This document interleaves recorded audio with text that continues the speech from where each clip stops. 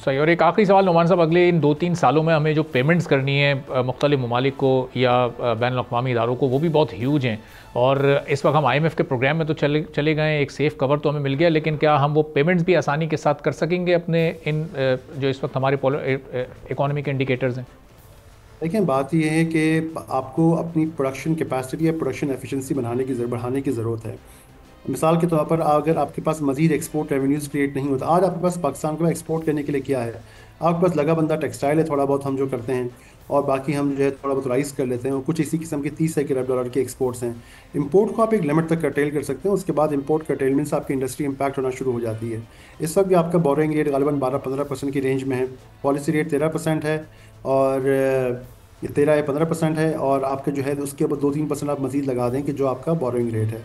उसके अलावा आपका जो टैक्सेशन रेट है, टैक्स रेट जो है वो तकरीबन 40 से 45% है, अगर आप कॉर्पोरेट टैक्स और आपके डिविडेंड टैक्सेस को बात करेंगे। तो इतने हाई टैक्सेस, इतनी हाई बोरिंग कॉस्ट के ऊपर कौन बंदा यहाँ पे आके इन्वेस्टमेंट करेगा? आपके लोकल इन्वेस्टर भी कोई नई इंडस्ट्री इस वक्त जो है वो नहीं लगा रहा। कहने का मकसद ये है कि ठीक है, हमारी कुछ मामला बेहतर होना शुरू हुए हैं, लेकिन अगर 6 महीने या साल तक ये सूरत हाल बेहतर होती रही या कंसिस्टेंट रही, तब जाके हम उम्मीद कर सकते हैं कि फिर शायद FDI में और बाकी जो है उसकी सूरत हाल में कोई बेहतरी नज़र आए।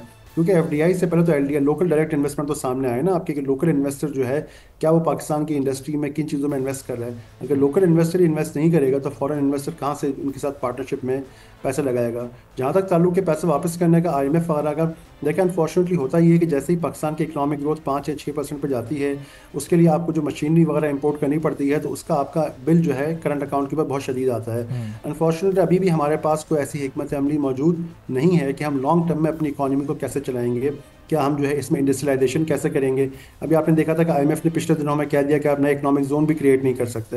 तो अगर नए इकोनॉमिक जोन भी नहीं बनेंगे, आपकी जो है IT एक्सपोर्ट्स के लिए हमें जो इस किस्म के HR की ज़रूरत है और जो इंटरनेट बैंडविड्थ की ज़रूरत है, वो भी अगर हमारे पास मौजूद नहीं है, हम HR में और इंटरनेट बैंडविड्थ के अंदर भी इन्वेस्ट नहीं कर रहे, तो आपकी IT एक्सपोर्ट भी सर्टेन लेवल से ऊपर जाके रुक जाएंगी, क्योंकि आपके पास वो उसकी जो उसको बढ़ाने के लिए जो कैपेसिटी और इंफ्रास्ट्रक्चर होना चाहिए वो मौजूद नहीं है।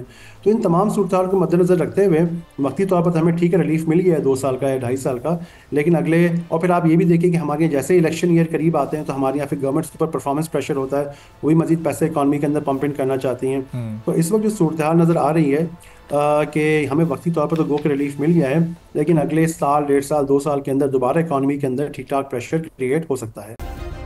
सब्सक्राइब करें और बेल दबाएं ताकि कोई खबर रह न जाए।